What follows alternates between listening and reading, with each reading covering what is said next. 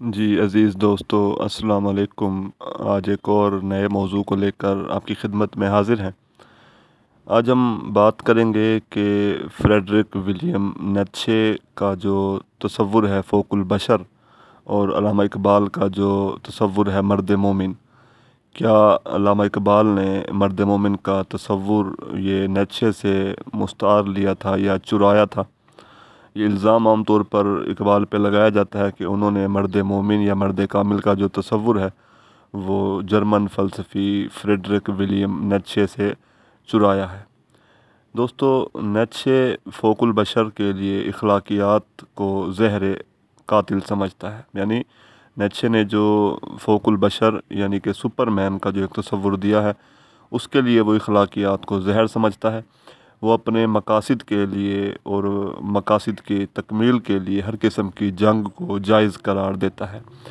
Nietzsche के फ़ौकुल बशर की तीन बुनियादी सिफ़ात हैं: ताकत, फ़िरासत और तकब्बुर। नीत्शे का तसव्वुर फ़ौकुल बशर खालिस मादी तसव्वुर है। वो रहम को नेकी नहीं, बुराई तसव्वुर करता है। रहम की जगह वो ताकत को मरकज़ी अहमियत देता है। ताकत के बग़ैर ज़िंदगी तवानाई और जाज़बियत से महरूम रहती है। ताकत के हसूल का जज्बा ज़िंदगी को रमा दमा रखने में अहम किरदार अदा करता है। बकौल नीत्शे, हर ताकतवर शय फ़तह याब होती है, यही एक आलमगीर कानून है। मैंने हर जिंदा शय में हसूल ताकत का जज्बा पाया। मैंने ग़ुलाम इंसानों में भी आका बनने की ज़बरदस्त ख्वाहिश पाई। दोस्तों, नीत्शे दरअसल इंसान से भी आगे किसी नई मंजिल का मुतलाशी था। वो जो है एक नहायत आला और अरफा जो है वो मकाम पर इंसान को देखने का ख्वाहिश रखता था। बकौल नीत्शे, तुमने कीड़े से लेकर इंसान तक की राह तय कर ली है, लेकिन अब तक तुम में बहुत से कीड़े बाकी हैं। एक ज़माने में तुम बंदर थे, लेकिन अब तक इंसान पर बंदर से ज़्यादा बंदर है। लेकिन अब तक इंसान हर बंदर से ज़्यादा बंदर है। तुम में से जो सबसे ज़्यादा अक्लमंद है वो भी महज बेजोड़ है और नबातात और अरवाह की दोगली औलाद। मगर क्या मैं तुमसे ये कहता हूँ कि तुम नबातात या अरवाह हो जाओ? देखो, मैं तुम्हें फ़ौकुल बशर की तालीम देता हूँ। यानी फ्रेडरिक जो है वो इंसानों को फ़ौकुल बशर बनने की तालीम देते हैं। अब सवाल ये है कि फ़ौकुल बशर क्या है, उसका फ़लसफ़ा क्या है? फ़ौकुल बशर जो है वो तमाम अखलाकी पाबंदियों से आज़ाद एक इंसान है। वो आला नस्बुल ऐन की खातिर हर किस्म की जंग कर सकता है। वो मज़बूत और ताकतवर है, मगर रहम के जज्बे से यकसर आरी है।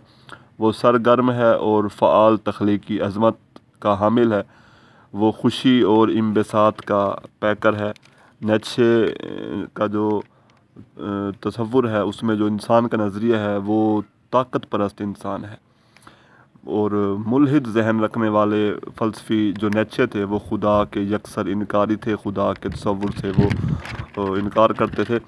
मज़हब और इखलाक को ख़त्म करने का दर्स देते थे। उसका ये यकीन था कि बनी नौ इंसान को किसी किस्म के अखलाकी और समाजी अक़दार की ज़रूरत बाकी नहीं रही, क्योंकि इंसान को दरअसल अब मुस्बत समाजी अक़दार की बजाय ताकत की ज़रूरत है।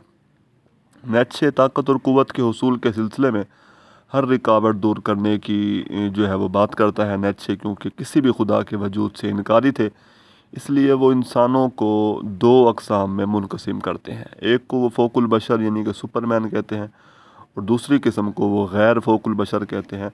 वो फ़ौकुल बशर यानी कि सुपरमैन को खुदा का दर्जा देकर इस कायनात को उसकी मलकियत तसव्वुर करते हैं। यानी वो खुदा की जगह पर सुपरमैन को बिठाते हैं।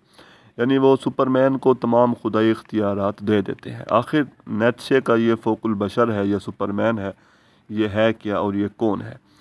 नीत्शे का ख़्याल है कि इंसान आज भी इर्तिकाई मराहिल से गुज़र रहा है, मगर ये इर्तिका जिस्मानी नहीं है बल्कि नफ्सियाती और फ़िक्री इर्तिका है। और आखिर एक दिन फ़ौकुल बशर किसी सूरत में सामने आ ही जाएगा। उसका ख़्याल है कि मुकम्मल इंसान रहम का दुश्मन होता है, मज़बूत होता है, मुसीबतों और सख्तियों की अलामत होता है। नीत्शे का ये ख़्याल है कि वो इंसान जो सिर्फ़ रहम की तबलीग करता है वो दरअसल भूल जाता है कि इंसान सिर्फ़ एक कमज़ोर सी मखलूक नहीं है, बल्कि वो एक ज़बरदस्त तख्लीक की जौहर का मालिक है। वो एक खालिक भी है, लिहाजा एक मुकम्मल इंसान बनने के लिए उसे सिर्फ़ رحم دل نہیں ہونا چاہیے بلکہ مضبوط اور سخت ہونا چاہیے۔ دوسروں پر ترس کھانے اور مشکلات اور مصائب میں دوسروں سے رحم کی بھیک مانگنے کا مطلب صرف یہ ہے کہ انسان کے رنج و غم اور مشکلات کے سامنے شکست تسلیم کر لی ہے۔ انسان رحم کھانے اور ترس کھانے کے باعث افسردہ اور کمزور دل ہو جاتا ہے، وہ اپنی طاقت کھو بیٹھتا ہے، جبکہ نشے زندگی کا سب سے بڑا اثاثہ انسان کی طاقت کو قرار دیتے ہیں۔ نیچے کا جو فوق البشر ہے اس کا سب سے عظیم کام یہ ہے کہ وہ نظام کے خلاف جنگ کرتا ہے، وہ راستے کی تمام رکاوٹوں کو دور کر دیتا ہے، برباد کر دیتا ہے۔ نیچے دراصل خدا کی جگہ فوق البشر کو دیتے ہیں اور خود جو ہے وہ مہربان اور لطف و کرم کی جگہ پہ وہ مہربانی اور لطف و کرم کی جگہ پہ وہ قوت اور غلبہ پانے کی خواہش رکھتا ہے۔ نیچے کمزور لوگوں سے اس حد تک نفرت کرتا ہے کہ وہ کہتے ہیں کہ کمزور اور خستہ لوگوں کو مر ہی جانا چاہیے، ایسے گرے ہوئے لوگوں کا مرنا ہماری انسانیت کی شرط اولین ہے۔ ایسوں کے ساتھ رحم و مروت ہرگز نہیں کرنا چاہیے، بلکہ اگر موقع ملے تو ان کے مرنے میں ہمیں مدد کرنی چاہیے۔ یعنی کہ آپ دیکھ سکتے ہیں کہ نیچے کا جو تصور ہے طاقت کا، وہ رحم ہمدردی کے جذبات سے یکسر عاری ہے، وہ کمزوروں کو بالکل ناپسند کرتا ہے بلکہ کمزوروں پر رحم کرنے کی وہ مخالفت کرتا ہے۔ قاضی جاوید کے بقول نیچے کا خیال تھا کہ وہ اخلاقی نظام اور فلسفے جو طاقت کو اولیت دیتے ہیں وہی اچھے، مثبت اور اعلیٰ ہیں۔ ان کے برعکس جو اخلاقی نظام اور فلسفے طاقت اور اختیار کی نفی کر کے رہبانیت اور کسر نفسی کی تعلیم دیتے ہیں وہ منفی اور نقصان دہ ہوتے ہیں۔ یعنی کہ عیسائیت میں ایک نظریہ تھا کہ رہبانیت اپنی خواہشوں کو مار کر اکیلے بھٹکنا، اکیلے زندگی بسر کرنا، تو نیچے نے عیسائیت سے بھی انحراف کیا ہے اور طاقت کے حصول کو زندگی کا مقصد قرار دیا ہے۔ نیچے دراصل رحم کے مقابلے میں طاقت کا تصور پیش کرتے ہیں۔ رحم حوصلوں کو پست کرتا ہے، رحم تباہی و بربادی لاتا ہے۔ مختصر طور پہ ہم کہہ سکتے ہیں کہ نیچے ایک ایسے سپر مین کا تصور پیش کرتے ہیں جو نہایت طاقتور ہے، رحم کے جذبات سے یکسر عاری ہے، وہ اپنے مقاصد کے حصول کے لیے کسی بھی جنگ کو جائز سمجھتا ہے، وہ انا پرست ہے، سخت دل ہے، متکبر ہے، طاقت کا حصول اس کا مقصد اور غلبہ پانے کی خواہش اس کے اندر فطری طور پہ موجود ہے۔ یہ فوق البشر ہر قسم کے ضابطے، قانون، اخلاق اور مذہب سے آزاد ہے۔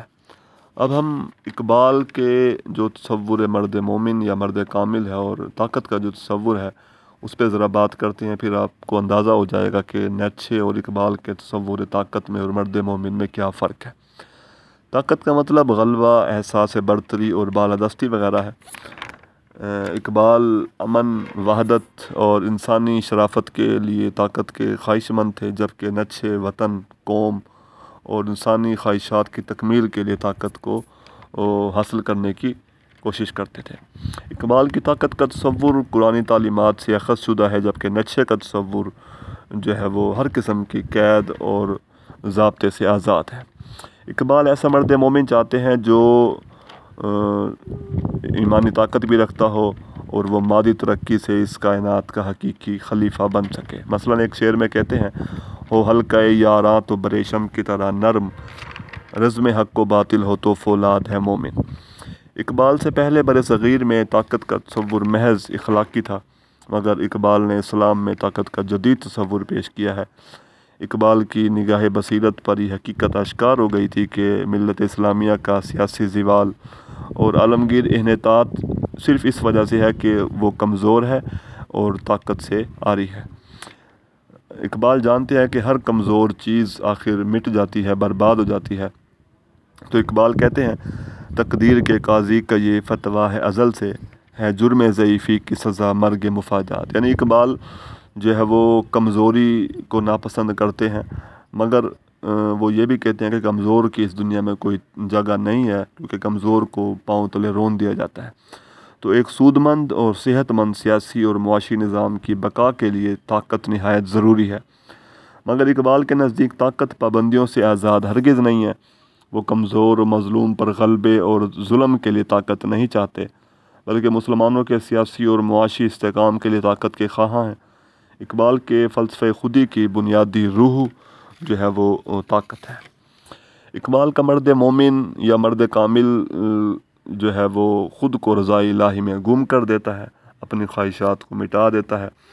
وہ جلال بھی رکھتا ہے، وہ جمال بھی رکھتا ہے۔ مثلا ایک شعر میں اقبال کہتے ہیں، اس کی امیدیں قلیل، اس کے مقاصد جلیل، اس کی ادا دل فریب، اس کی ادا دل نواز، نرم دم گفتگو گرم دم جستجو، رزم ہو یا بزم ہو، پاک دل و پاک باز۔ یعنی اقبال کا مرد مومن پاک دل بھی ہے، پاک باز بھی ہے، اس کی گفتگو نرم ہوتی ہے، اس کی امیدیں دنیا سے قلیل ہوتی ہیں لیکن اس کے مقاصد بڑے ہوتے ہیں۔